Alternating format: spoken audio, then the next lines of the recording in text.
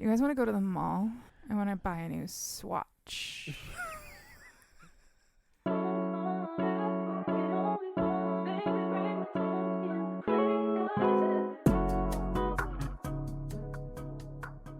Hello and welcome to another episode of Cheap Smut. My name is Katie Mizell. And my name is Carl Mizell. And this is a podcast where I read books about sex and then tell my husband about them. And then I get low-key horny about it and then push up on her after the episode. It's done true. Recording, it happens every time. It's true. Mm-hmm. Yeah. And now you know that about us. How are you, my love? I'm great. I'm really excited to get low-key horny and push up on you later. Probably not. I think we had that energy, and I feel like it's the day just kind of. Yeah, the day kind of. It wasn't a bad day. It wasn't a bad day. No, it was a nice day. I took the kids for a bike ride around the neighborhood, talked to our neighbors. The kids had a blast on the bike ride. Had garbage plates for dinner. Gotta love a garbage plate. Shout out to Rochester, New York. Yeah, I mean we modify it. Yeah, but we make quote unquote garbage plates. They're not garbage plates. You have to get a garbage plate in Rochester, New York. Yeah, I make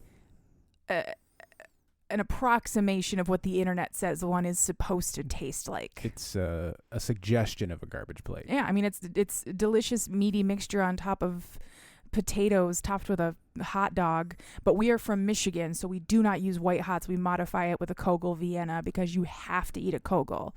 If you're from Michigan, you can't eat any other kind of hot dog. It's true. They'll kick you out. I will personally. She will personally remove you from the state of Michigan. How are you, sweetheart? Well, yeah, opening that can of worms, aren't we? I am currently waist deep in the middle of a depressive episode, which I just really realized today. And I'm sad. I have no reason to be sad, but that's what depression is. It's fucking dumb sometimes. You just get sad and there's no reason for it. And my brain is just, it's like a big pile of tangled spaghetti of mental stuff. And I really should go back to therapy. Yeah. Yeah, you should. And I will at some point. Yeah, I didn't mean that like, yeah, you should. I just No. mean you were doing really well. I was. Yeah. I was doing great. And then the insurance changed, and then I couldn't keep my therapist anymore. And our new insurance, while being fantastic, is it's difficult to find providers in our area because it's fantastic insurance. They don't let just anybody get certified. Yeah. So the options are limited. Yeah. And my best friend, they did just find that their psychiatrist / mental health office does take our insurance. So I'm probably going to go to their place. Good for you. Yeah. Good for you.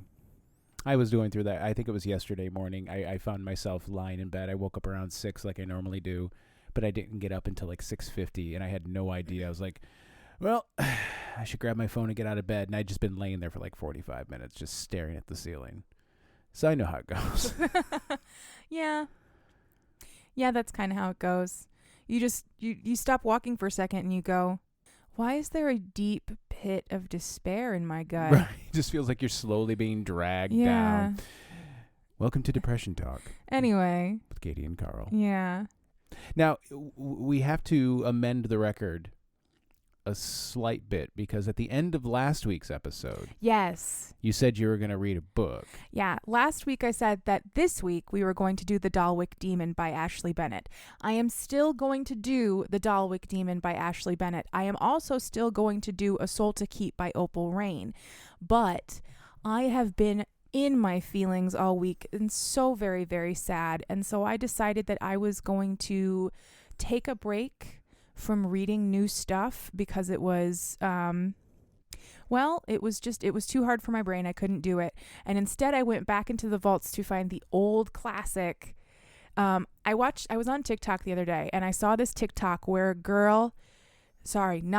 where a user was talking about an unhinged book that they had read in college, and they started describing this book, and I went, I know that book. That's my favorite book. It might be unhinged, but it is also the greatest book of all time. I need to read it again. And so I did.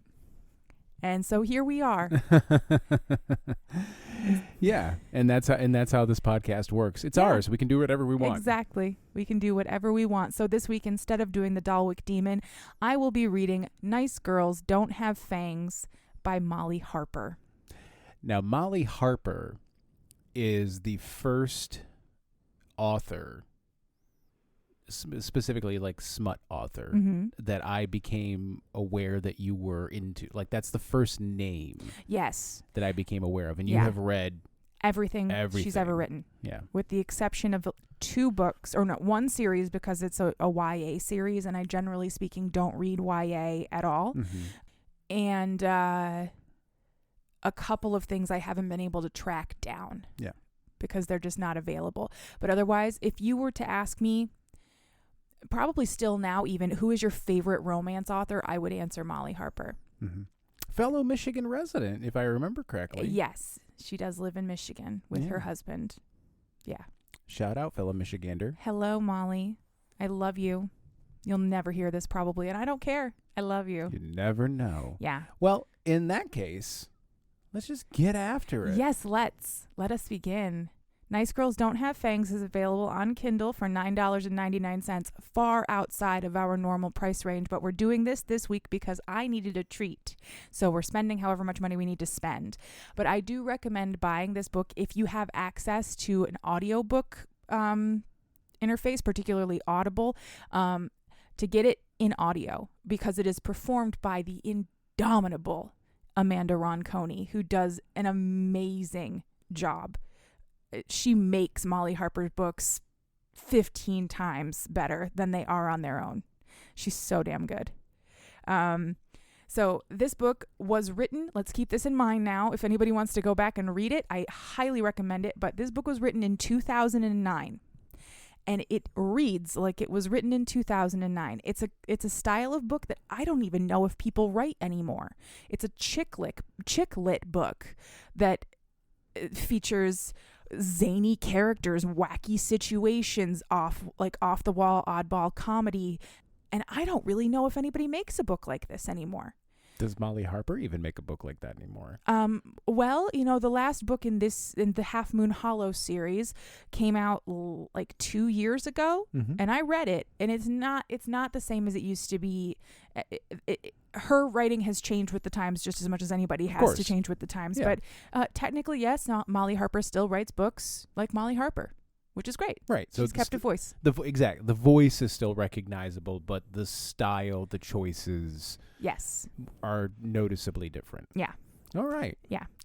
Do we have any content warnings? Yes. Content warnings for Nice Girls Don't Have Fangs include gun violence, death of a major character, and rebirth of a major character, perilous situations, animal endangerment, and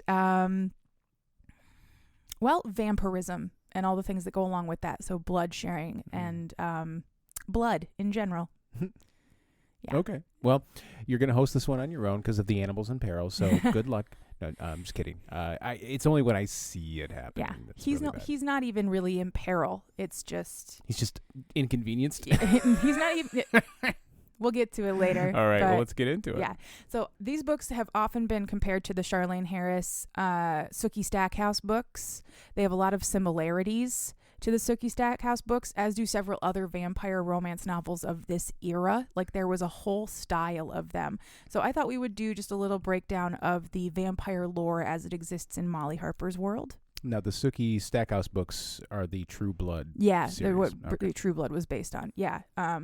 So, let's see. I'm just going to read Get into my goddamn notes. Okay. You're laughing at your own notes? Yes. This is a good sign. Yes. Comparisons to Charlaine Harris books, but fuck her, Molly is better, and the negative reviews can catch these hands. I know it's corny and the comedy is dated, and I don't care. Okay. So there you go. There's your, disclaimer.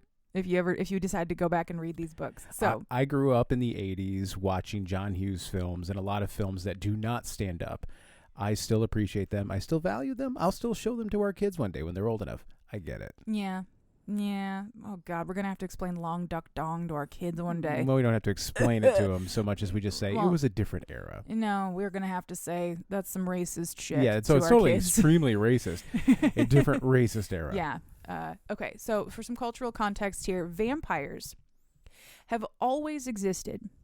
And they've been under the radar the whole time. Mostly they keep to themselves and they police themselves until in 1999, an accountant named Arnie Frink was turned into a vampire, and he decided he wanted to just keep working as an accountant, but he asked his employer for night hours and was denied. So he went to court to sue them with a diagnosis for porphyria, and he was denied in court. So instead, he slathered in sunscreen in the middle of the day, because the vampires can go out in the sun if they have high enough sunscreen. He stood up in court and shouted that he was a vampire, which was a medical condition that prevented him from working during the day, and therefore he was afforded rights under the Americans with Disabilities Act. And he was hauled off by the men in white coats to get psychiatric treatment, but he was found to have no pulse and to be unkillable and indeed be a vampire.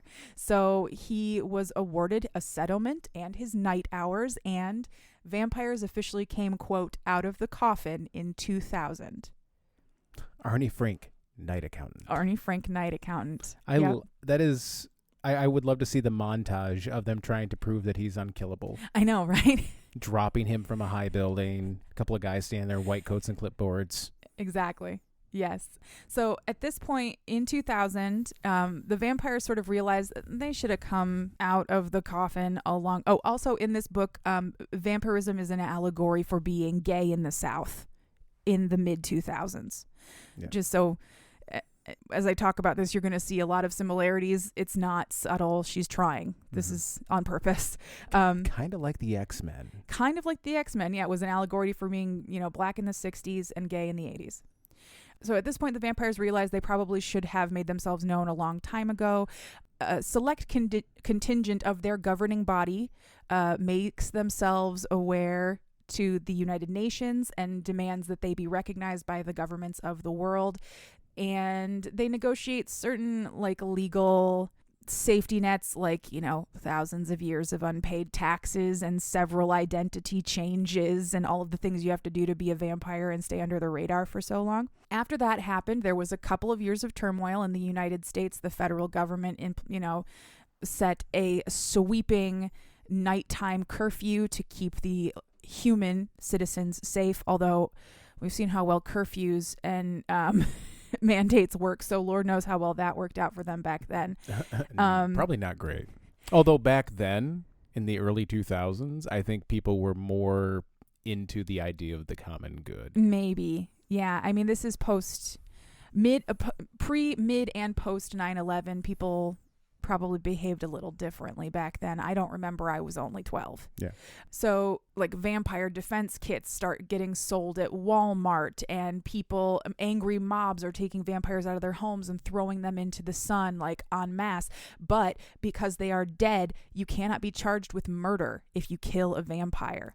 Nice. The human authorities automatically consider it to be self-defense. Vampires don't have any rights in the United States outside of the standard right to not, to spend money, essentially. Oh, I mean, that sucks. Then eventually it all sort of settles down and people realize hey, vampires have always been around and we've never had a problem until now. And the problem isn't the vampires. The problem is the people. So the vampires pretty quickly get that shit under control by forming the government relations body and the public face of the vampire community called the World Council for the Equal Treatment of the Undead. And everything sort of settles down. Then the advent of synthetic blood makes it so that vampires don't need to kill people at all anymore. Bottled blood, just like in the True Blood world. Mm-hmm. They can also purchase donor blood, and there are blood surrogates you can hire to pay them for a pint right out of the tap, and they can drink animal blood, specifically mostly pigs and cows, which is readily available at a butcher. So there's no reason for people to be afraid of vampires. The World Council for the Equal Treatment of the Undead is an incredibly complex and bureaucratic system with steep punishments for transgressions, both human and vampire crimes, are punished by the World Council, and their most intense punishment is what is known as the trial, and that's when they shove a poker up your ass and then lock you in a coffin until you starve to death. I was going to say, what's the trial? That's it. That's not a trial. It's called the trial. That's... I didn't say that they were a good system of government. No. I said they were an effective system of government. I mean, that's a huge misdirect. Oh, no, come on in, man. You just got to come in for the trial. It's cool. They call it that because it sounds scary. The trial. You have been found guilty. Your punishment is the trial. It would be way scarier if you called it exactly what it was. Come in for the part where we shove a red hot poker up your ass, lock you in a coffin, and wait for you to starve to death. Yep. That's way scarier. Or they will lock you in a concrete box full of bees. See? Again, just call it what it is. A few other things that we need to know about vampires in this world. Vampires do burn in the sunlight and sleep during the day, but they can go out in the sunlight if they have enough sun protection, and they can be awake during the day with enough caffeine and willpower, but they need so much caffeine that it would actually kill a human being. Yeah, third shift vampires. Yep. They are preternaturally strong, preternaturally fast, and beautiful. They have to be in order to attract prey. Essentially, every vampire is the most beautiful version of themselves. They often have special additional powers like glamoring, meaning Jedi mind tricking people into doing whatever they want, mind reading. In this series, there's a vampire who can control electricity. There's a vampire who can see the truth in your head no matter how good you are at lying. There's finding lost objects and speaking with squirrels, like all kinds of crazy shit that the vampires can do. And some of them can fly and shapeshift, but only the really, really old ones. They are allergic to silver. If they touch it, it will burn their skin, and they can only be killed by a stake through the heart, beheading, or being burned. Though that would kill anyone. Yeah. So vampires. There you go. They're just like us. Exactly. So that's the background that we need to know on vampires in Molly Harper's world. And now we're going to get into the actual book with our heroine. Her name is Jane Jameson. She's a 28-year-old children's librarian. And she lives in the town of Half Moon Hollow, Kentucky, which is a 2-stoplight town where everybody knows everybody. And if the right people get married, the entire town will be related by marriage. I think I drove through that town when I was on my work trip a month I think ago. you did, because I sent you, I said, if you get anywhere near Monkey's Eyebrow, Kentucky, I want you to go there. Oh, no, I wasn't near Monkey's Eyebrow. Or Possum Holler. Yeah. Both places that are in Molly Harper's books that are also real, because Yeah. Molly Harper is I believe, from Kentucky. Yeah, no, I drove through several small Kentucky towns while I was down in southwest Ohio, northwest or northern Kentucky. Monkey's Eyebrow's a little further west. I didn't get over there. Yeah. I just love that there's a place in Kentucky called Monkey's Eyebrow. I will- So funny. I will get there because Monkey's Eyebrow is not far from where the now defunct Butt Drugs. Butt drugs. Right. May you rest in peace, butt drugs. You Yep. were the source of many a joke in our house. In Croydon, Indiana, I think. Croydon. Okay. Anyway, continue. Okay, so Jane's dad is the head of the history department at the local community college. Jane's mom is an overbearing. She's like a southern Dee Dee Ketzenberg. Okay. If you remember Dee Dee from our 2-parter on Inked by Rachel Renner, she's pretty much the same. She's overbearing. She loves you, but in a smothering way. Yeah. And she often, picks at Jane's clothing and the fact that she's unmarried at 28 and Yeah. Yeah. Anyway. And she has a sister named Jenny who was a popular cheerleader type. So she never got along with Jane because Jane is smart and a smart ass and never really fit in well in the town at all because she's unusual. I identified a lot with her. When I first read this book in 2011, 2012, Mm-hmm. I am not ashamed to admit that these books deeply affected parts of my personality. I probably still have more Jane Jameson in me than I realize. Mm-hmm. So Jane went to college to study library sciences, and then she got a job as the youth librarian at her local town library. She'll never leave Half Moon Hollow. She tried. She can't. It's her home for all of its foibles. Jane loves the holler. Yeah. Except that there's a problem now because Jane is being fired from her job. Well. Yeah. Well. So her boss is basically firing her, her boss has used her influence with the library board to get Jane fired for, quote, budgetary issues, basically just so she could replace Jane with her own stepdaughter. Nepotism. Yep. So Jane gets called into her boss's office and told that she is being let go, and she is handed an envelope with her severance.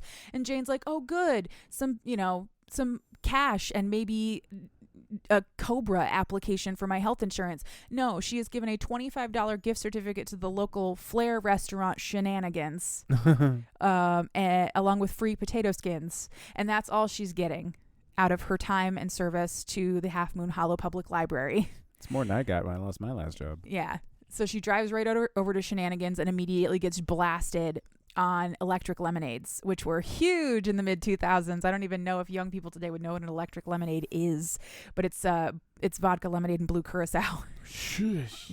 Yeah.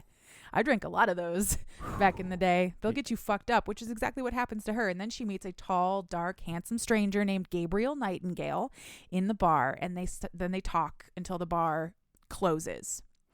At the end of the night, she has sobered up and she gets in her car to drive home, and her car, which is this old hunk of junk called Big Bertha, dies on the side of the road. So she climbs out and decides to walk home because she's not that far away from home anyway. But as she's climbing out of the ditch, the local drunk, whose name is Bud McElray, is sitting in his truck being drunk and in a truck for some fucking reason, and mistakes her for a deer climbing out of the ditch and shoots her. Except he thinks he missed, so he drives away, and she's lying dying in a ditch. That escalated quickly. I know. Poor Jane. I have the amount of shit that happens to her in this book over the course of just a couple months is frankly unsettling. I'm already unsettled. Yeah. So Gabriel happened to be following behind her to make sure she got home okay. But he wasn't following close enough to save her life. Yeah, no shit. How bad job, Gabriel. Bad job indeed. Bad job, Mr. Nightingale. But he is able to turn her into a vampire. So that's how Jane becomes a vampire. She got mistaken for a deer and shot and died in a ditch. It's a great story to tell at your next vampire party. Seriously. God bless. How'd you get turned? God bless. Real fun story. Yeah. So this series is actually 4 books that leads into a much larger series called the Half Moon Hollow series, which is like 15 books. And that story gets told repeatedly throughout the course of those books, mostly to make fun of Jane. See? I told you. Yeah. Well, you were right. You were absolutely right. So when a vampire turns, they are actually dead for 3 days. So Jane wakes up 3 days later in some strange bedroom. She has no fucking idea where. She's been changed into new clothes. She's not very comfortable with that. And for a second, she doesn't remember what happened. She thinks that she has been drugged and possibly assaulted and or kidnapped. And then she gets up to look at herself in the mirror, and she realized that she's way hotter now. Like the way they describe it is like she looks like herself, but like her hair, it has more shine and better waves and better color, and like her teeth are whiter and possibly even straighter. How does she know this? What do you mean? How does she know that she's hotter? Because she can see herself in a mirror? Yeah. So that's the one piece of vampire lore that Molly Harper just flung to the wind, was that vampires can see their reflections in this world. Well, there are lots of versions of the vampire myth where they can see their reflections. I've never seen one. I always thought I thought that was just like, I thought that was like a vampire, like we all agreed that vampires can't see their own reflection. Oh yeah, no, they can see themselves. All right. They can't turn into bats or like clouds of mist, and they can see themselves in mirrors. So some of the old Dracula stuff. Oh, they also don't give a flying fuck about garlic. Just not all of it's true, but some of it's true. But so she can see herself in the mirror, and like I said, she looks hotter. And for like a vague second, she's like, "Oh my God, my mom finally did it. She finally tranquilized me and got me on Extreme Makeover." Extreme Makeover, children, was an incredibly traumatic and terrible show that never should have existed. Don't look it up. And then Gabriel startles her, and she jumps so high, she clings to the ceiling, and that's when things start clicking. Mm-hmm. And she is now a vampire, and he kind of explains it to her, and she's really fucking pissed. He wants her to stay with him. The traditionally accepted method of becoming a vampire means that you're going to stay with your sire for a while, because your sire is is the responsible party, making sure that you don't go off on a bloodbender and kill children in the streets, your vampire coach. Yeah, but she doesn't want to do that, so she decides to go home. She runs home, which she can do now, because she's never very athletic in her life, but she's athletic in her death. She lives in the historical family home of her family, which was given to her by her great aunt Jetty when her great aunt Jetty died. It's this nice antebellum home on a big piece of property in the middle of the outskirts of town called River Oaks. It sounds fancy. It's not. It's just a nice house. Mm-hmm. But when she gets home, her BFF, Zeb Lavelle, who is described in the book as being Steve Zahn with big brown doe eyes. Wow. Okay. Yeah, is waiting for her. Again, that is the most dated reference I've heard so far. Steve Zahn. I know. With big at one point in the book, she calls herself the undead Lindsay Lohan. Wow. Yeah. I'm telling you, man, there's some dated material in here, but it's good. Wow. The characters may be undead, but these references, boy. Deader than dust. So anyway, she gets home, she finds Zeb, and she tries to eat him because she left before Gabriel could tell her that she's going to be really hungry as soon as you woke up after 3 days of being dead. You're going to be really hungry. So she tries to eat him in a scene that is way too horny for what it is. But Gabriel comes to the rescue. Is she trying to suck the blood out of his dick? No, but she climbs on top of it and she's grabbing at his shirt, even though she's me and Zeb are not like this. Yeah. We do not do this. Zeb is a very sweet soul, but he is a kindergarten teacher and he has been her best friend since they were in diapers. She does not think of him that way, and he doesn't think of her that way. But Gabriel comes along and he fixes the situation. He has the ability to mind wipe people. So he puts Zeb to sleep and says he'll take his memories, and then he feeds Jane her first meal as a vampire. Yeah. Gabriel, by the way, was turned when he was 21. He looks like he's 21, but he's actually 180 or something. Which is, it's funny to me when I think about it, because I picture a guy who looks like, I don't know, like Timothy Chalamet, the way he's written. Mm-hmm. He sounds a bit like he could be played by Timothy Chalamet, but he's this paternalistic old world kind of asshole at the start of this whole book. I think it'd be way funnier if it was Michael Cera. Yeah. Yes. I think he could be Michael Cera. But the hottest version of Michael Cera, which is still Michael Cera, but it's you think he's playing a character. So everyone just goes with it. So in my brain, this is going to be Michael Cera for the rest of the Go for it. It's Michael Cera. So Gabriel feeds her first meal, and then she kicks him out. He takes Zeb home. And as soon as the door closes and she sits down and she's like, holy fuck, what the hell is going on with my life? She is greeted by her dearly departed Aunt Jetty, who is a ghost, and she can see her now because she's a vampire. Aunt Jetty's thank God. Yeah. And so bored. Aunt Jetty's been hanging... No, she hasn't been bored because she's been hanging out here the whole time, watching over Jane, but also fucking with her for fun. Cold chills up her spine, the vague feeling of unease, the constantly hiding the car keys. That was all Aunt Jetty, just having a good time. She also can come and go as she pleases and see the other ghosts in town, and she's dating Jane's dead grandpa. It's really funny because she's 80 years old. 80-year-old ghost ladies got needs too. Yes, they do. She and Jane talk for a little while. Jane's very happy to have her Aunt Jetty back because she's the only one who ever understood her. She was the ballsy odd one of her generation of Half Moon Hollow residents, so they've always sort of been connected by that. And then dawn approaches and Jane just sort of passes out. Because the sun will call you to sleep when you are a vampire. I thought you meant a person that a person named Dawn. I literally thought you meant a person named Dawn, and then Jane was just like, ah! No, Dawn, when the sun comes up. I didn't know. That was a new character. Oh, I'm sorry. I genuinely was so confused. Like, what the fuck sorry. is up with Dawn? Nope. Nothing. No. I get it now. So the next morning, or the next evening, I should say, when she wakes up, there is a knock on her door, and she is greeted by Missy, the head of the local chapter of the newly undead welcoming committee. Oh, I love it. I hope she brought a little, like, welcome basket. She brought a gift basket. Yes. Mostly full of blood and blood products. Yep. And also a copy of the guide for the newly undead. Because when I say these bitches are bureaucratic and they love their paperwork, I mean, it comes like vampirism comes with a handbook. It has to. Yeah, It does. To.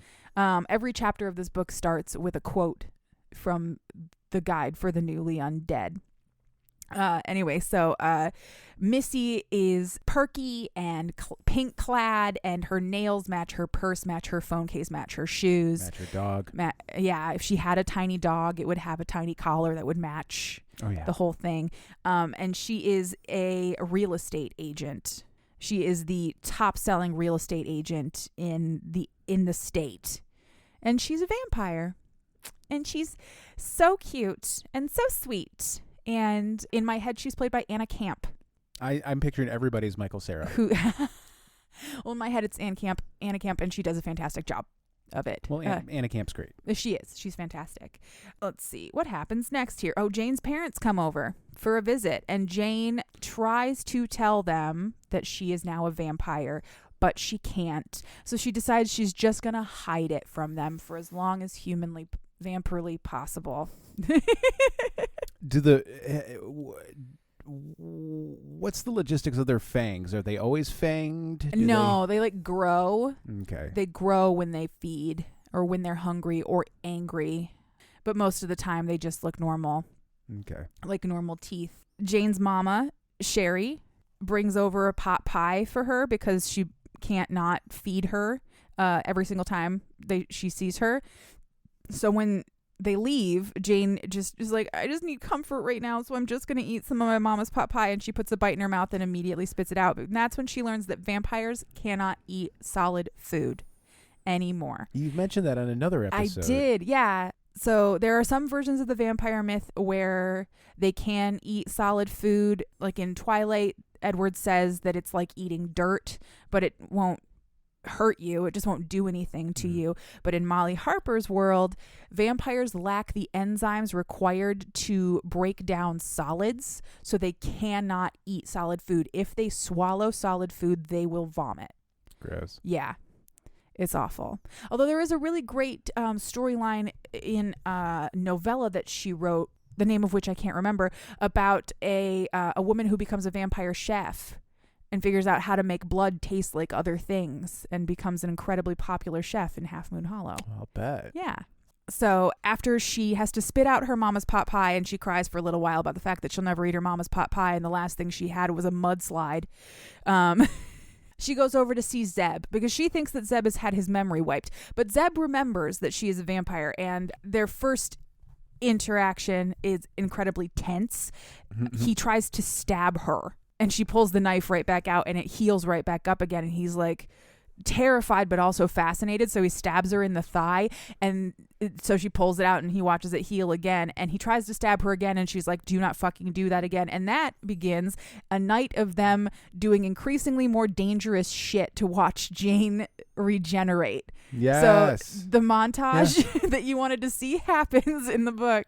I don't care what anybody says. Every movie, every television show is made better by a training montage, by a let's see how invulnerable I am montage. I love shit like that. I'm a sucker for it. Yeah. Well, this particular montage ends with Jane doing a swan dive off of the second story of her home, and then them watching as her head and neck snap back up into the right place again. And then she's like, I got a headache. I think it's time to be done. Yeah, no shit. And also it's like 2 a.m, and Zeb has to go because Zeb's got to work. Yeah, it still hurts. Yeah, it does still hurt every time something happens to her.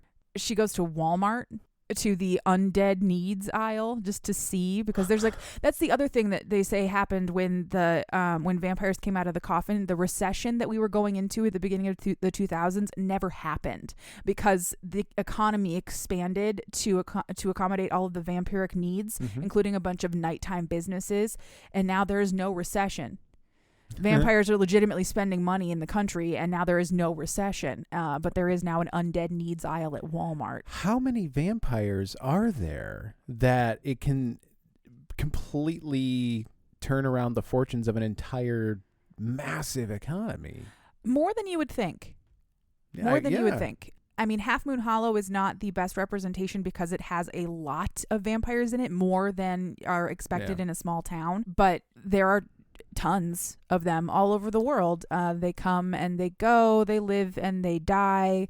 They have an entire system of government, so they're big enough to require a governing body. You know, there's a lot of them.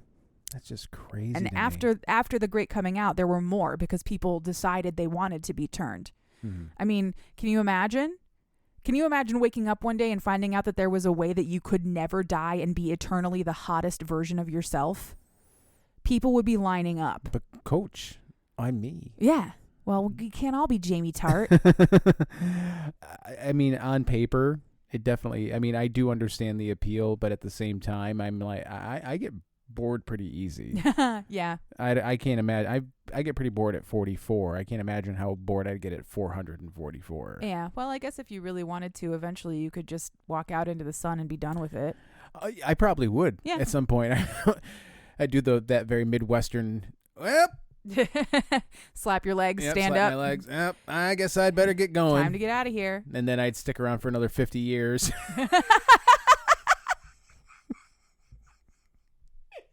That was a very specific kind of joke. Good job. I was like, I don't care that I said it. That's funny. Yeah. Well, it was funny. It was really funny. Good job. Thank you. You're welcome. So after she goes to Walmart, where she sees all of the products that are now available to her, including certain things like vampires need specific mouthwash because of how strong their teeth are. Like, there's a book in the series later down the line where a human accidentally uses vampiric mouthwash and she almost burns her gums. Oh no. Like, it's just that strong. And like the floss that they need to use is metal. It's piano wire. Yeah. It's a high E string from a guitar. Yeah. And plus all of the various kinds of alternatives to blood that are now being marketed to vampires constantly. But the most popular of which is a brand called Faux Type O. I hope that Arizona got in on it, and there's one that's always 99 cents. I hope so too. You know what? I hope Arnold Palmer is a vampire and they just named it after him too. Why not? Why not? No, he's actually dead. Katie, No. I'm so sorry. R.I.P. I know he's dead, but I mean, I assumed he was dead. Otherwise, he'd be like 109. Yeah, he would be wicked old. Anyway, so after she goes to Walmart, she comes home and she finds a woman sitting on her porch waiting for her. And this is Andrea. Andrea is a blood surrogate that Gabriel has hired and sent to her house because Gabriel believes that she needs to eat blood from living sources because he worries about like what would happen if there are supply line issues with your Faux Type O. He's very paternalistic and controlling. It takes 4 books for him to finally like not be a total dick to her all the time. Get the red hot poker out of his ass, Exactly. so to speak. Exactly. Jane does not want to eat from living people ever. Yeah. She feels uncomfortable with it. But Andrea is like, look, I am a willing participant. I am being paid to be here. I am consenting to this. Give it a go. Just try it. And Jane does decide to give it a shot, mostly because Andrea has type AB negative blood, which is incredibly rare and apparently very tasty. Gross. Yeah. But afterwards, she sends Andrea home. She sends Andrea away, and she runs to Gabriel's house and like lectures him on how that was not okay. Do not do that again. And then they have sort of like a vampire Yoda thing where he takes her out into the woods and like shows her how to use her night vision to like find animals in the woods to eat if she wants to eat. You know, if she doesn't want to eat people, he's going to teach her how to hunt animals. And then once they do all of that, like, I am the night, I can see beyond the, whatever, blah, blah, blah, that they do there, they have a kiss. And, oh, it's so sweet. It's very sweet. This book is a slow burn, long form romance. Mm-hmm. So there's not going to be nearly the amount of fucking that there is in any of the books that we have read in the past. About how many pages is this book? Good question. Oh, have you always I've listened always to it? listened to it. How in many audio. hours? 13. All right. 12. That's a decent book. Yeah. It's 300 and something pages. I can look up. Oh, no, I was just curious. Okay. So I can look up the page count on Kindle. No, It'll just take me a second. Don't worry about it. It's more for the listeners. After that kiss, Jane goes back home and goes to bed. The next evening, she uses her all of her librarian skills and her stolen passwords that have not been changed from the library to look up Gabriel and get to know more about him. And that's when she learns that he was born in, 1858 to wealthy tobacco farmers in the area. So he lived through the Civil War. And he, quote unquote, disappeared when he was 21. And the story that his family fed everyone was that he was out traveling in Portugal and got mauled to death by a sea lion. Because in 1858, apparently they thought sea lions were vicious enough to kill a man. It's got the name, the word lion right in the name. I guess if you live in 1858 Kentucky. The shit you believed in 1858. Yes. So that's when he got turned. His family disowned him, but then everybody in his family died out. So he used whatever nefarious legal blah, blah, blahs he had to get the family home back in his name and the property and the farm. And that's how he made his money. And now he does mostly investments and he lives a life of nightly leisure. Is Gabriel Nightingale, rich Southern vampire gentleman. He's very smooth and very suave. He's a very specific kind of character that I remember a lot from the 2000s that don't get written so much anymore because we've leaned really modern romance novels have leaned really into like the dark and broody and the downright unwell in some cases and the monsters. Lord, do we fuck so many monsters in the modern era of romance. But back then, Gabriel Nightingale was like peak romance guy. We've seen so much shit that we have to fuck monsters to feel anything anymore. That's what it's boiled down to. For real. What do you mean? He's a vampire, but he has a normal dick? Yeah. Just a regular dick? This guy's dick has a dick on it, and that dick has a face.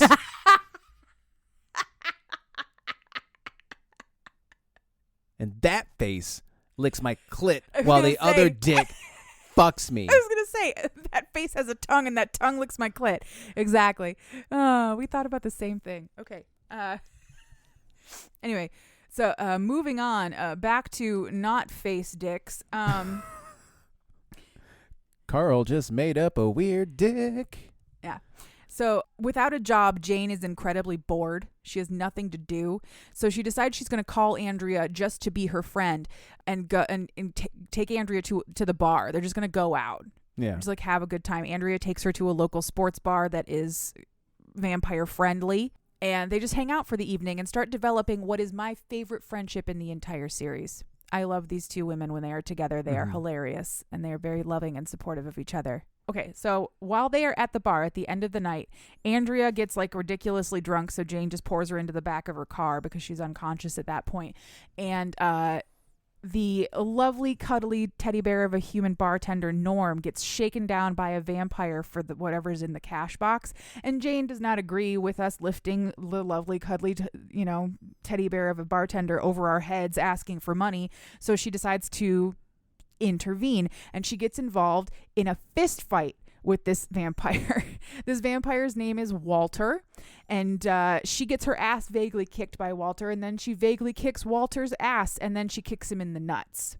And that sort of takes him down a peg. She also knocks out a fang, and that's when she learns that vampire fangs are the only part of their body that won't regenerate. Oh. So she has officially made Walter's life very hard by punching a fang right out of it. Vampire dentistry has to be huge. Yeah. Vampire dentists, like specifically vampire dentists, are a thing. Part of the growing vampire economy, if you will. Yeah. And after the parking lot fight, while she's trying to get herself composed, that's when she meets another favorite character of mine, the vampire, Dick Cheney. Oh, that's right. Now I remember. We had that on a magnet. A fridge magnet. Where is that fridge? I don't know. It's around here somewhere. We had it in It's Philly. got to be in a box. Because I remember seeing it on the fridge in Philly. You know what? We lost a bunch of fridge magnets when we moved from Philly, because we lost all the alphabet fridge magnets that we had for. It might be gone now, but anyway, I had a fridge magnet that said "Everybody loves the vampire Dick Cheney," but it said "Everybody loves Dick." Like those letters were very pronounced, but then like in smaller font, the vampire. Yeah, and then below Dick it said Cheney. Yeah. So it's if you looked at it, it just said "Everybody loves Dick." Yeah. At first glance. Yeah. Anyway. So this is where she meets the vampire Dick Cheney, who is incredibly salty about the fact that his name is Dick Cheney. In the book, he says, "I was Dick Cheney before he was here, and I'll be Dick Cheney after he's dead." Dick Cheney, boys and girls, is a terrible, terrible monster of a human being.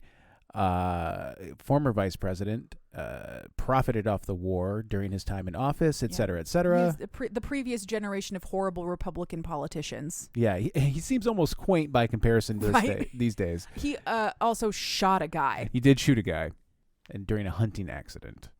Quote, accident. Filled his face full of buckshot. Yeah. Anyway. Yeah. So Jane meets Dick. This is the beginning of what will be a centuries-long friendship for them. I love him so much. He is a handsome, charming, and incredibly shady entrepreneur, but in that way that's like, if you need like knockoff Levi's from Russia, he's your guy. Just don't ask him where he got them. Yeah, when people say I got a guy, he's the guy. He's the guy, exactly. Dick Cheney is friends from the cradle with Gabriel Nightingale, but they hate each other for various reasons. Gabriel got turned by a woman who thought it would be funny to turn him, and Dick Cheney got turned 10 years later by a vampire in New Orleans who thought, well, if he just had a long enough timeline, he could probably pay off that debt. Oh, wow. Yeah, a gambling debt. So that's all you really need to know about Dick Cheney. He's incredibly handsome. He's a womanizer and a carouser and a drinker and hilarious. Everything he says is so funny. Excuse me. The next evening, Dick comes to visit her at her home, and they chat for a little while and get to know each other. And then Gabriel shows up at her home, and then Gabriel and Dick have a pissing contest, because Gabriel hates Dick and Dick hates Gabriel. Gabriel is jealous that Jane is even talking to Dick. Like he demands that she never see Dick, and she's like, "You cannot do that to me. I am a grown adult woman." But she sends Dick away because Gabriel is there for an important reason. Gabriel is there because she has to go and talk to the World Council for the Equal Treatment of the Undead's local chapter, because Walter died. Walter was found burned to death in the trunk of his own car in the parking lot where she kicked his ass. It's a weird accident to have. Yeah, quote unquote accident. And because Jane's purse was found nearby, she is suspect number one. So she goes to meet with the local council. The local council meets at a Cracker Barrel. Okay. Yeah. So they're 5 or 6 old and powerful vampires from the area, headed by the eternally 16-year-old psychopath Ophelia Lambert, who dresses like a teeny bopper but will like flay you alive if you use her stapler. And her entire office, not that that's ever mentioned until way later in the series, her entire office is decorated in Hello Kitty because she thinks it's funny. Well, because it is. It's hilarious. Yeah. So she is questioned by council member Sophie, who can detect lies just by holding your hands. She can determine whether you're telling the truth or not. No, and Sophie very quickly determines that Jane didn't murder anybody. And so she's sent on her merry way. When they get back to the car, to break the tension of being at a table full of the area's oldest and most dangerous vampires, Jane and Gabriel make out for a while. Just for fun. Why not? Because why not? You might as well. But they have to cut it short when some local teenagers notice them and start laughing. Jane is given Walter's effects as the winnings of their duel because that's how vampires do it. A duel is legal as long as it's recognized by the council, and whoever wins gets the other one's shit. I love it. A duel to the death, and you get their stuff.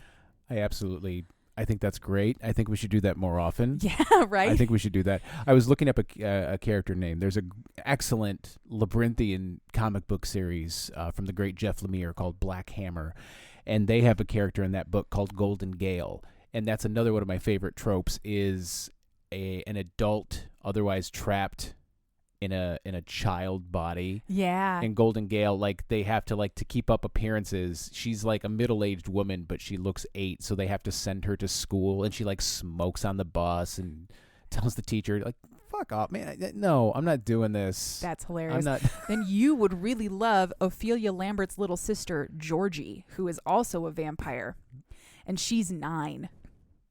Well, see, I guess so. I that's a slight variation on the trope, I suppose. I'm thinking of like 5. I think it's 5 from Umbrella Academy. Yeah. You know, the Golden Gale. But that's funny too, like it because you end up aging. Yeah. So like and having the experiences. Yeah. For someone like Georgie, she has the experiences and the education of an adult, but the impulse control of a 9-year-old. Yes. Yeah. So it's a tangential. Yeah, I like it. Yeah. I stand it. It's fun. They go home. Jane's dad is waiting on the porch just to see her because he hasn't seen her in a few days. So Gabriel gets to meet Jane's dad and they hang out for a while. It's a lovely domestic scene of like very politely turning down pizza and you know, just talking to your girlfriend's dad. It will make me vomit, Dad. I can't. Yeah. But Dad doesn't know that she's a vampire. So that's right. They still don't know. Yeah, pretend. After her dad eventually leaves, there's more making out in general, like heavy petting and over the sweater action. But like I said before, this is a slow burn book, so there's not going to be any fucking for a while. Over the next couple of months, Jane keeps to herself, but the following things happen. I've just made a bulleted list. Jane notices that she is being watched. Jane gets a job, which was advertised as a receptionist, but turns out to be a telemarketing position. Jane's car is painted with the words blood-sucking whore in deer blood. She's not a bloodsucker. Or a whore. Exactly. Wait a second. That's an inaccurate statement. It's almost as if bullies are bullshit. Anyway, she visits Dick and discovers that Dick and Missy, our pink-clad realtor friend, are sleeping together. And she tells Dick that she only wants to be his friend. So this is not a love triangle book.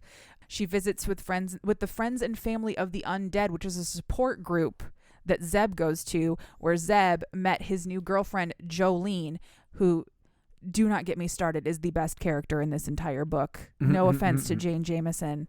Jolene is incredible. I love Jolene. Jolene. You're legally required. You have to You sing have it. to. Dolly would want me to. Yeah. Anyway, so Jolene is a werewolf. Because there's werewolves in this world too. Of course there is. Yes. But werewolves have not made their presence known, nor have the monsters or the witches, because they exist as well. Jane leaves her job, which is awful, as a telemarketer after 3 hours when her boss expresses anti-vampire sentiment out loud. She visits Gabriel for sympathy kisses and groping at that point. So there's another great interlude of not sexy sex.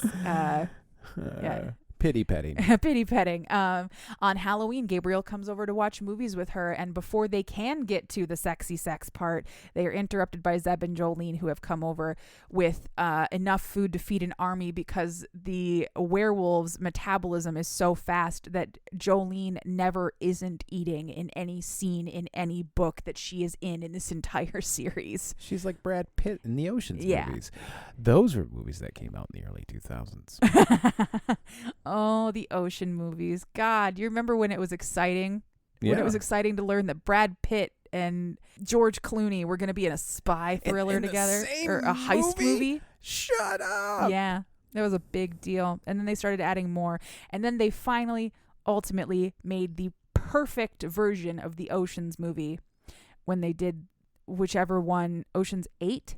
I believe it's Ocean's 8. I never saw it, but I believe that it was Ocean's 8. With Sandra Bullock and Kate Blanchett and Mindy Kaling and Rihanna, and name an incredible woman, and they were all in that movie. I loved that movie. Well, you weren't in it. Aw. No, I wasn't, because I'm not as good of an actor as Anne Hathaway. Okay, there's Halloween, Zeb and Jolene and the incredible amount of food that Jolene can eat. She goes for a walk in old downtown Half Moon Hollow one night and discovers an occult bookshop called Specialty Books. It's just a quirky, odd occult bookshop run by a quirky, odd old man named Gilbert Wainwright who offers her a job. And now Jane has a job that she really loves. It's nice. After taking a walk one night with her dog Fitz, who's named Fitz after Fitzwilliam Darcy from Pride and Prejudice. Of course. She gets back to her front porch and stops him right before he can take a drink of water from his water dish, which has been dosed with antifreeze. So there's your animal in peril. He's never really in peril because Jane's supernatural senses detect it, but somebody tries to kill her dog. Shortly after that, Zeb and Jolene get engaged, and they get engaged so fast because werewolves mate for life, and Jolene just wants to fuck. So they're going to get married, and Jane will be their maid of honor. Councilmember Ophelia visits Jane at work and tells her that the investigation into Walter's death is becoming more complicated because now there are rumors that Jane and Walter were sleeping together and that Jane killed him in a lover's quarrel. Where are Vampires are gossipy bitches. It does not matter whether it's true or not. Once the rumor starts, the rumor spreads, and that's it, which I think is hilarious. You'd think they would be like cool and aloof and above all that, but no, they're just like whispering all the time in corners about who's fucking who and who did what to whose mom. And you'd have to be. You would get bored. Yeah. You would get so bored being that old. Anyway, so then the next major event that happens is Jane goes to a mixer at Missy's house where a bunch of young vampire professionals come to get together and drink mojitos and pretend that they're special and important. And she spends this entire party getting bullied by all of them because there are also rumors circulating that she and Dick are having sex in public places. Like the bathroom at the Denny's, the changing room at the Walmart, the back room at the local Jiffy Lube. Like, think of a place you shouldn't fuck a person. That's where Jane and Dick have apparently been doing the dirty. So she decides to leave that party after briefly speaking with Dick, because Dick is also there, because Dick is the one who is actually having sex with Misty regularly. Right. And as she's walking back to her car, she is shot 3 times in the back by a rifle. And it can't kill her. No. But it still fucking hurts. Yeah, it still don't feel great. No. Yeah. So she drives home, and the whole time she's driving home, she's trying to figure out who could be fucking with her, watching her, trying to kill her dog, shooting her. And she thinks it's got to be Bud McElroy, the guy who shot her the first time. Because how many, she's like, well, statistically speaking, the guy who shot me once is probably the guy who shot me the second time. Well, yeah. I mean, it how many guys are running around town shooting people? Well, yeah. Unfortunately. I know. But this was 2009, yeah, so it was, remember? It was significantly fewer. Yeah. So Gabriel comes over to her house while she's trying to heal up from these shots. And he's like, what is this I'm hearing about you and Dick doing unspeakable things in the bathroom at the Denny's? He's just pissed off because there's rumors that she and Dick are sleeping together. He doesn't want her to be sleeping with anyone, but yeah. There's nothing you can do in that Denny's bathroom that's going to make it worse. Swear to God. than it being a Denny's bathroom already. Yeah. But as soon as he realizes that she has been injured, the topic switches over, and she brings up the fact that she thinks that Bud McElroy is the one who is fucking with her. He must have realized that he shot her and seen her around town and realized that she's a vampire. So now he's, I don't know, anti-vampire bullying her or something. Mm-hmm. And Gabriel tells her, well, that's not possible because Bud McElroy died 2 weeks ago in a hunting accident. He fell. Well, he was trying to climb up into his deer stand and the tree collapsed on top of him. But that's not what happened. Gabriel murdered him for shooting Jane. he killed Bud. And Jane is fucking pissed about that. She doesn't want anybody to die. Yeah. Even Bud McElroy, the guy who killed her. So they get into a fist fight. And then it becomes a fist fuck. This is where they do have sex. She eventually gets thrown onto her own lead glass coffee table. And then they fuck on top of the big pile of glass. Oh. I know. Who does that? Vampires, apparently. God. Oh. I know. Oh, the idea of picking glass out of my taint. I know, right? Well, I guess when they're all done, he's like, you got to stand up so that it can all like fall, like so your body can push it back out again, or it'll heal over, and then it'll be itchy for 1,000 years. Unpleasant. I know. But vampire sex is of the blood exchange variety in this world too. They drink from each other while they're all sweaty and combined. So unsanitary. I know. But it's not like you can get diseases. No. You're a vampire. No. Nothing can kill you. After the orgasm fest that was the previous night, Jane wakes up in the morning to a voicemail from Dick telling her to come over as soon as possible. And when she goes over to his trailer and knocks on the door, it explodes. Mm-hmm.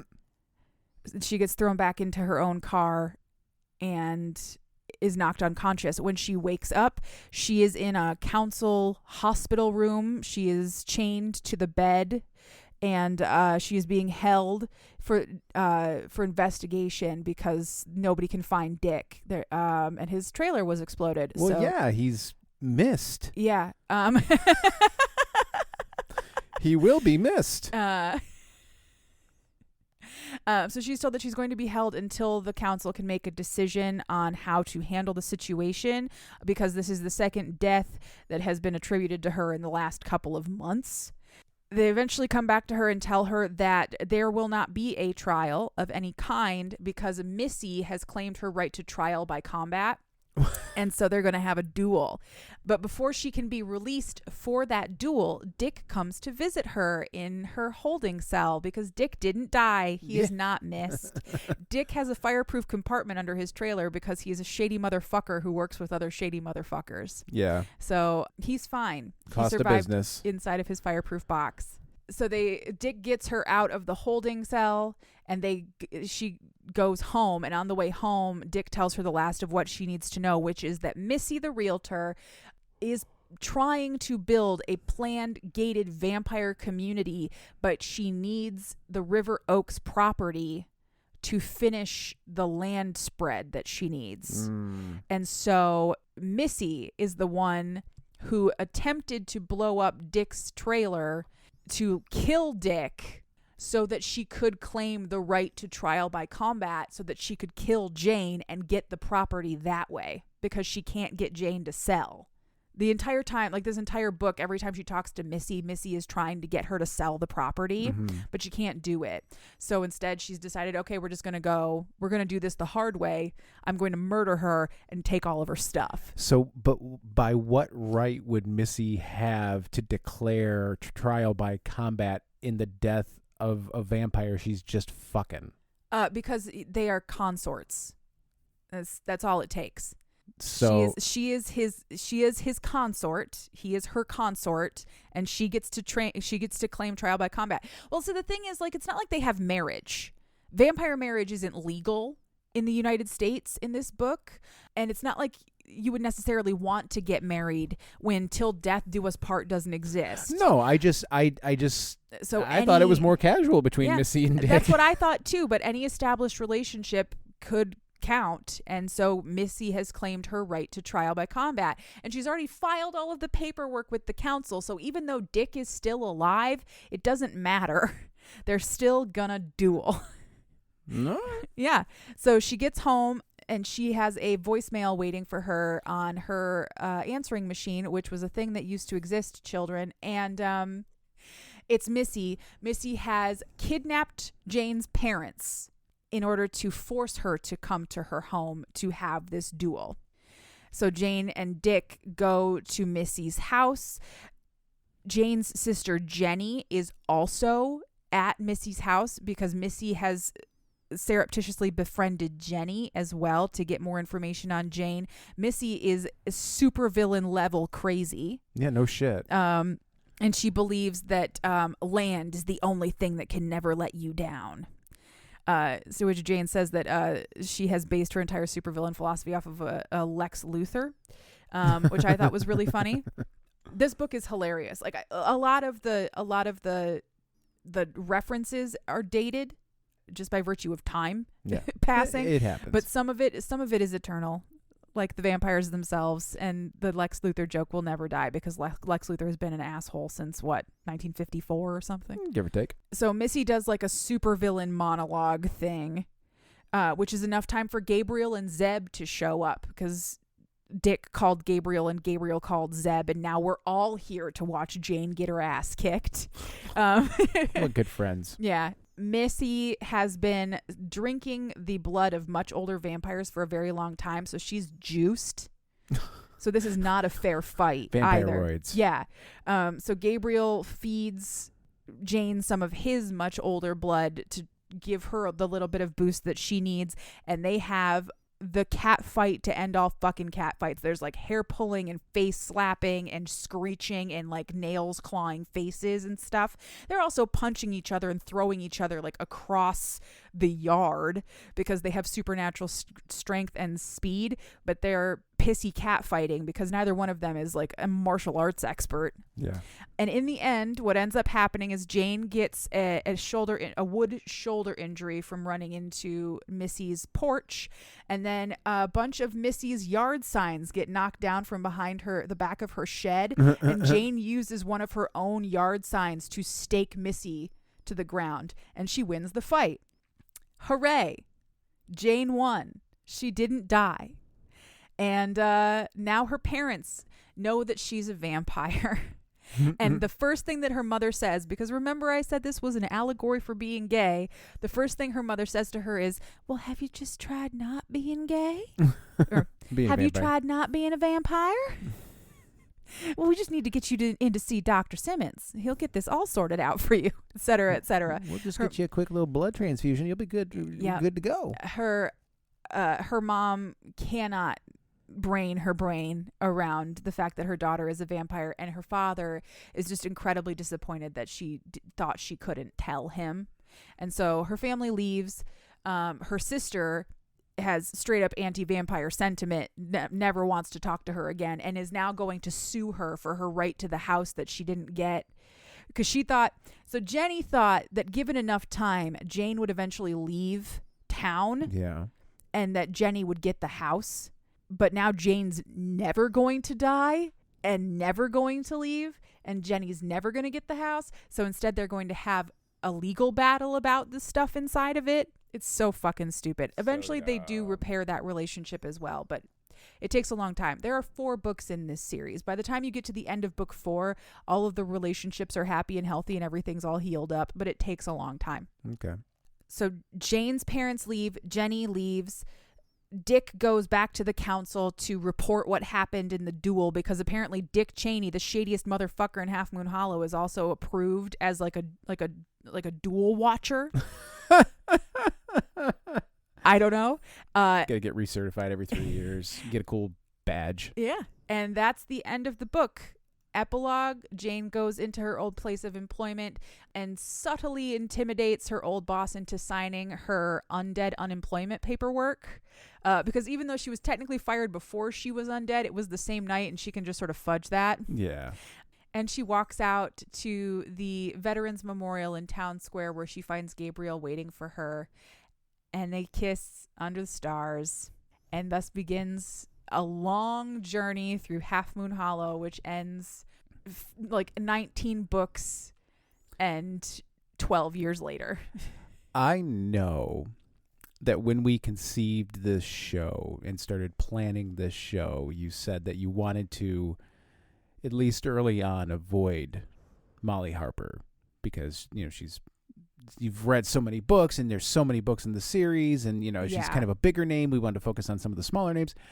But seeing how happy talking about this book made you today just made my day. Aww. So I'm so glad that you made that choice. I had a lot of fun. I love I mean I love comedy. I'm a comedy nerd. I was a comedian. I love when things that aren't necessarily always funny are funny. I like when you run things through a funny filter. When you run romance, be it smut, slow burn, whatever, through that it strikes me as more real.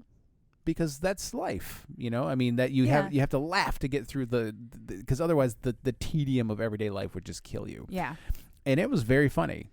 I mean, just hearing you very broad stroke it was very funny. Yeah. So I'm glad you made that. I'm glad you called that audible. I'm glad that you decided to do that. And I'm glad that you shared that with me because I know how much you love Molly Harper. Oh God, I love her so much. When I first thought of doing this show. What, like a year ago now, more than a year ago now? Yeah. I made a list of the books that I wanted to cover. And I originally wanted to do one of her standalone books, which is called And One Last Thing, which is also a great book. Highly recommended. It's about a woman who finds out that her husband is leaving her for his secretary, and she torches his entire professional life. I remember you telling me about that. By sending his newsletter, which she has been in charge of for years as his unseen labor. And one last thing, my husband is a lying, cheating, conniving secretary fucking piece of shit. And then she goes off to the woods for a little while to get her head straight, and she meets her hot, cranky neighbor. Like, it's a great book. But this book is the first Molly Harper book I ever read, and it has such a special place in my heart. I have read it gotta be 10 times by now.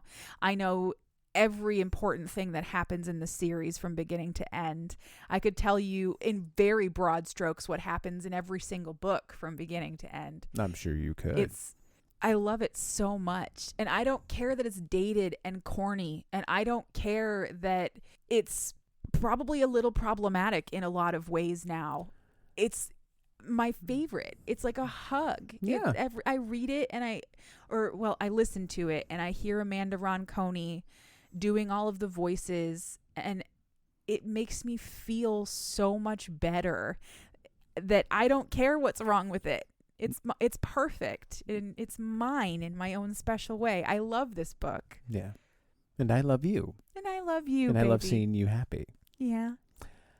You can find us on social media. We are on TikTok and Instagram at Cheap Smut. If you feel like reaching out to us and sending us an email, you can do that, cheapsmutpod@gmail.com. The music that we use in every episode is called Nostalgia by Mackay Beats. You can find it along with thousands of other free songs for you to use at the Free Music Archive, freemusicarchive.org. What are we doing next week? Next week, we are doing The Dalwick Demon by Ashley Bennett. Excellent. The Dalwick Demon by Ashley Demon. Bennett. Correct. Make sure to like and subscribe, rate the show, review the show. That always helps us get a little bit of extra reach and starts to grow the show, because we would continue to do this show even if nobody listened. Oh, yeah, because I am our number one listener. Exactly. I edit the show and then immediately send it to her so she can listen to it. Yes, and then I listen to it repeatedly all week long. Yeah. I don't care that it's weird. I listen to my own podcast. That's why I don't even worry about the Stitcher metrics, because you've completely skewed them. Yeah, it's just me. Who's listening? My wife, my wife, my wife, my wife, my wife, my wife. And me. 15 times in 1 week. Yeah, I listen to 2 podcasts. No, I'm just kidding. I listen to 3 podcasts. I skim ours when I edit it. I skim Put Me in Coach, and then I listen to Get Played. And that's pretty much it. Oh, and Song Exploder's a really good one, too. But anyway, send us home. All right, listener, if there's a book in you, write it. And if there's fucking in it, I'll read it. And then she will come on this show and explain it to me for your entertainment. Thank you very much for listening to me rant about my favorite book of all time. I hope you have a great day, night, whatever you're doing right now. Bye-bye. Bye-bye.